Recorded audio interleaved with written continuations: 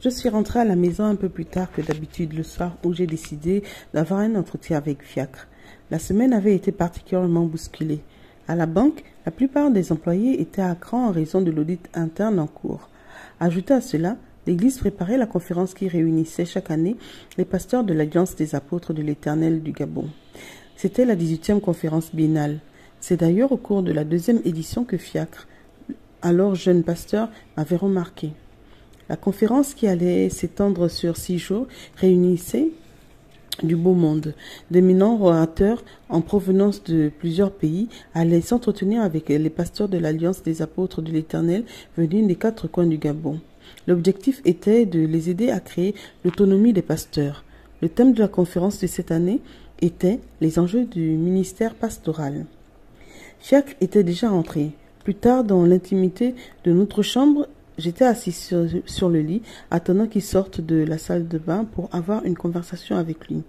La porte de la salle de bain s'ouvrit enfin. Mon époux apparut. Je l'ai regardé quitter sa serviette et enfiler un bas de jogging. J'ai regardé sa nudité comme si elle ne m'appartenait pas, comme si je la voyais pour la première fois. « Tout est prêt pour demain ?» demandai-je. « Oui, je pensais que tu allais faire un tour à l'église ce soir. » J'ai délégué. J'ai dû gérer à la banque plusieurs dossiers urgents et donner les directives nécessaires avant mon départ en vacances. Vacances? Je croyais que tu partais en mission. Je vais d'abord en mission. Je vais prendre mes vacances à mon retour. J'ai un reliquat d'1 semaine qu'il me faut prendre. Je n'ai pas encore donné mes dates. J'attendais la clôture de la conférence.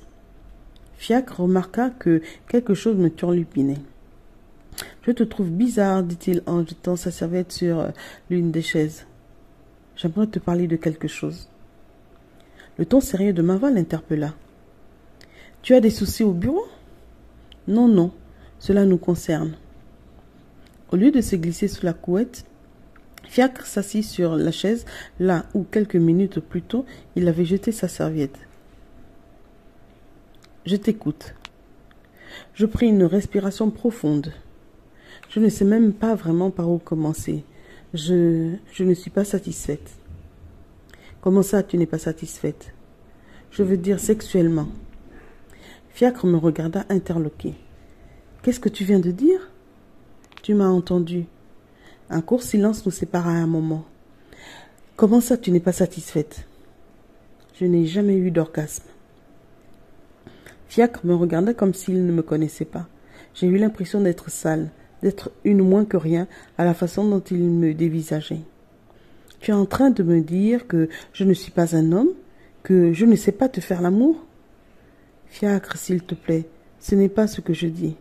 Mais qu'est-ce que tu dis alors? S'il te plaît, ne laisse pas ton orgueil diriger cette conversation.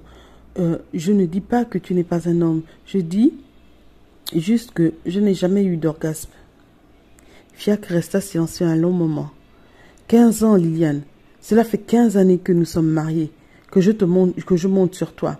Et c'est maintenant que tu me dis une chose pareille? Pourquoi? La vérité, Fiacre, est que ton attitude a rendu les choses difficiles. Tu as refusé de communiquer à chaque fois que j'ai essayé d'aborder le sujet.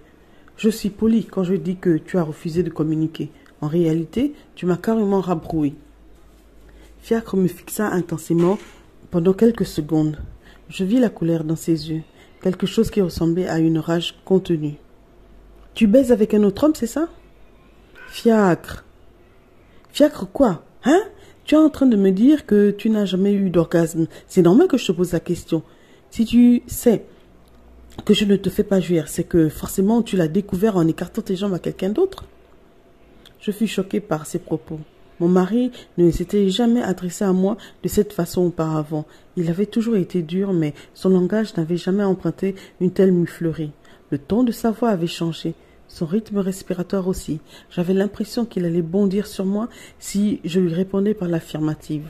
« Fiacre, tu es vulgaire. C'est ce qui me dérange. Cela ne te ressemble pas.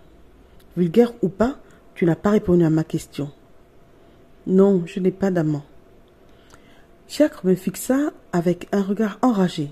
« S'il n'y a personne d'autre, alors pourquoi maintenant ?»« Je ne sais pas. Peut-être que c'est la crise de la quarantaine. Peut-être que mon corps a besoin d'autre chose. Peut-être que ton corps a besoin d'autre chose, répéta-t-il, puis il ricana nerveusement. Je sentais que ce que je venais de lui avouer avait écrasé son orgueil. Il me fallait le rassurer. Fiacre, tu es mon mari. Je t'en parle pour qu'ensemble nous trouvions une solution. Une solution? Quelle solution? Peut-être qu'il nous faut sortir de notre routine sexuelle, l'agrémenter, la pimenter un peu plus. En faisant quoi? On pourrait explorer d'autres avenues. Avenues? Je ne suis pas le ministre des Travaux publics. Qu'est-ce que tu attends de moi exactement? Dit-il, la voix chargée d'agressivité. Fiacre, la réalité est qu'il ne s'agit que de toi lorsqu'on fait l'amour, de ton plaisir. Tu ne tiens pas compte de moi. Parfois, tu me donnes l'impression que je ne suis qu'une simple poupée gonflable. J'ai le sentiment que ça ne ferait aucune différence que je sois remplacée par une autre femme dans ton lit. Tu ne me permets aucune initiative. Ce que je veux dire, c'est qu'on pourrait agrémenter nos rapports avec des préliminaires, par exemple. Fiacre me regarda froidement. Il leva sa main et pointa son doigt vers moi en le secouant. « Ton esprit de Jézabel est encore revenu, hein?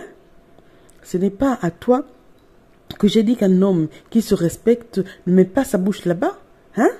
De la même façon, une femme digne de ce nom ne peut pas utiliser la bouche qui embrasse ses enfants pour se livrer à des abominations sur son mari. » Abominations? Fiacre, toi aussi. Fiacre me jeta un regard enflammé. Ce sont les chiens et les chiennes qui se lèchent le sexe. Je n'en suis pas un.